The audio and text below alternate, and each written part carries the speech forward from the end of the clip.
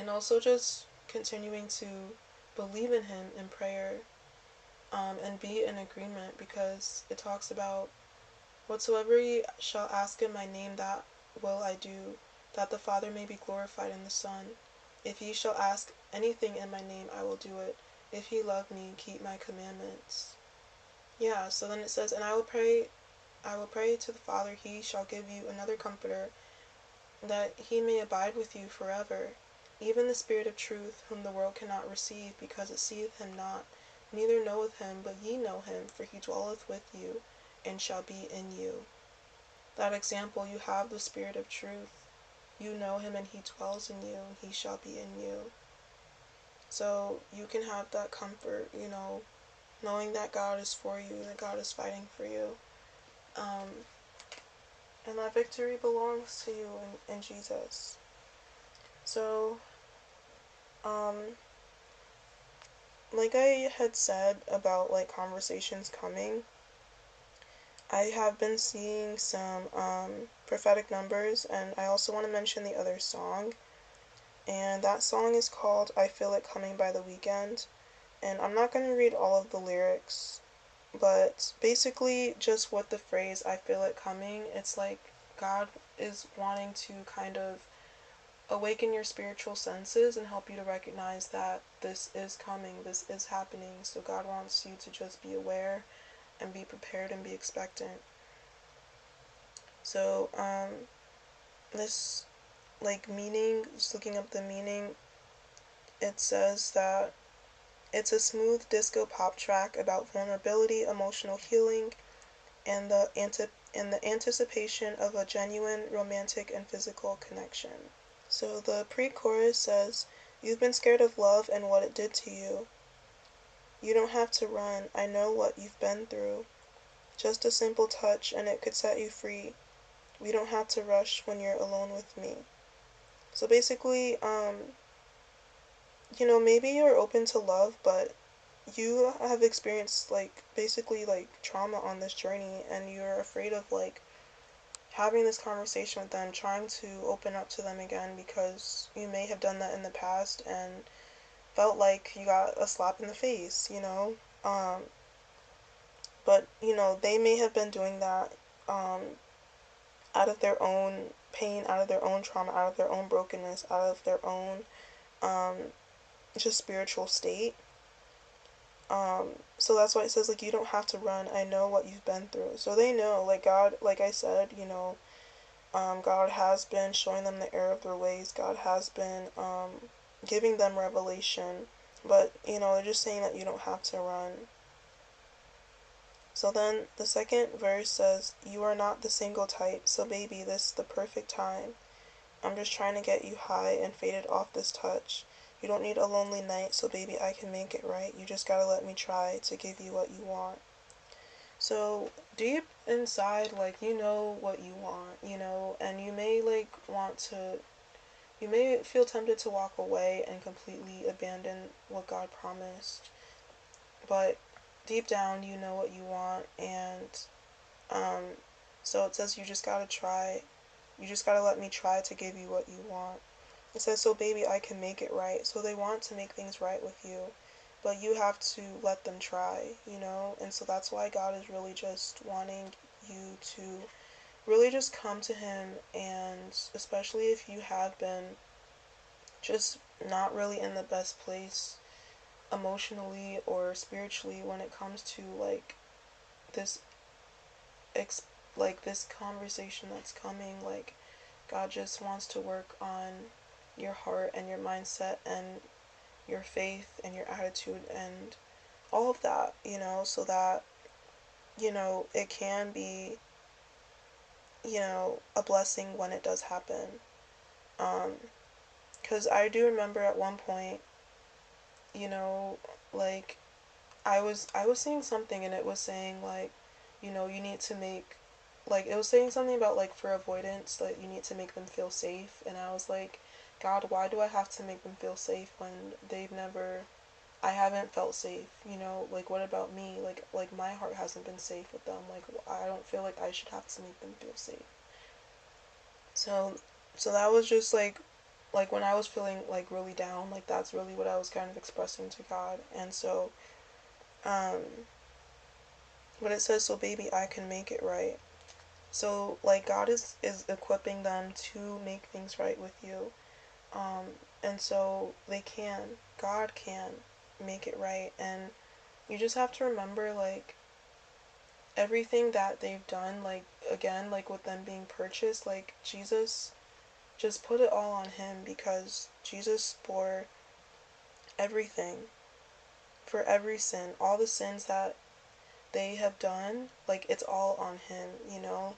So they basically have to make things right with the Lord when it comes to that. Um, but, you know, it, like, just place it all on the Lord, because Jesus took it all on, you know? And Jesus allowed us to, basically, Jesus, like, helped things to be right between us and God. So they just have to really come to the Lord so that things can be made right with them and God. And then God will equip them to make things right with you. So yeah, and then it just keeps repeating, I feel it coming. So that's pretty much the song. Um, and now I'm just going to go through some of the prophetic numbers that I've been seeing related to just this word and conversation and things like that. So I did talk about 725, um, which was meaning basically like to deem anything a prize, to be a thing to be seized upon, or to be held fast, retained. So even with retained, it's like they don't want to lose you. Um, so another number I saw was 323. The word is anadukesis, and it means showing forth, proclamation, or appointment, the act of exhibition, um, public appearance. So this is just an example of, you know, them coming forward. You know, it says proclamation, it says appointment. So, showing forth. So they're going to be showing, like, forth their true emotions and their true heart and how they feel about you. So it also says, like, a pointing out, a public showing forth, proclaiming, announcing. So yeah, that was 323. And then it says the term refers to the formal public presentation of a person or matter. So then I saw 455. In Strong's Greek, it means to open. Um, the consistent scriptural testimony of Strong's 455 is that opening belongs to God in Christ. He initiates revelation, salvation, mission, and consummation. And so that part really stood out to me, where it says he initiates revelation, salvation, mission, and consummation. Because I feel like that's really the stages that God is bringing um, these spouses and, you know, these marriages through. You know, God is giving the spouses revelation on just the truth of what this promise really is. Then they're surrendering to his will and the promise, which is salvation. Then mission, you know, they have to come back to you. And then consummation is basically them, is just that promise being fulfilled, and, you know, the marriage happening in the natural. Um, so in the lexical summary, it means to open up. So they're going to open up to you about everything. So then 537 means withered, feeble, or languishing. And it says that it powerfully conveys weakness or withered frailty. It presents a vivid contrast between human impotence and divine enablement. So the biblical context is Nehemiah 4 verse 2. And so they're basically, the Jews are being taunted. It says Sanballat's taunt, what are these feeble Jews doing? Nehemiah 4 verse 2 targets the returning exiles as they rebuild Jerusalem's walls. And that's very powerful and symbolic as well, because it says targets the returning exiles. So again, it talks about returning, you know, so these prodigals are coming home, and it says returning exiles. And we just talked about them being exiles and going through um, just that time of being in exile and wilderness. But then it says, as they rebuilt Jerusalem's walls. And God has been also speaking to me about rebuilding. So it says, the adversary tries to undermine morale by labeling them feeble, insinuating that their resources, resolve, and even their covenant status are withered. The mockery heightens the narrative tension. Physically, the people appear vulnerable, yet spiritually they stand under the Lord's unfailing promises. Nehemiah 2:20.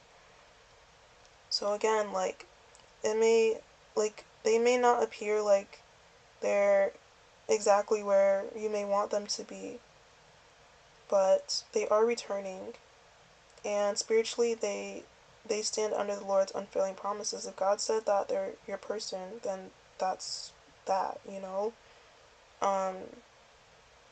And it says it presents a vivid contrast between human impotence and divine enablement. So again, like, God is equipping them, God is enabling them. And even as they are returning, the enemy is trying to attack them and make them believe that they're weak, they can't, they're not capable.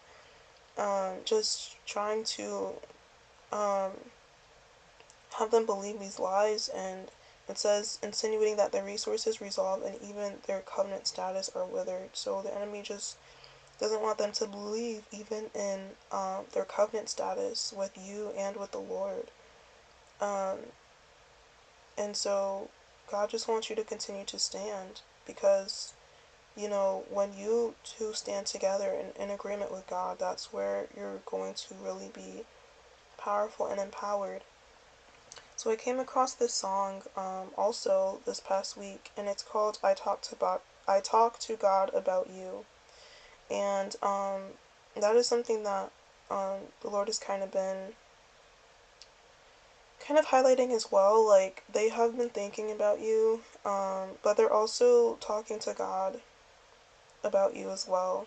So 33 was the number that I saw as well, and in Strong's Greek it means come. Another number I saw was 115. It means setting aside, annulment, or rejection. So cancellation.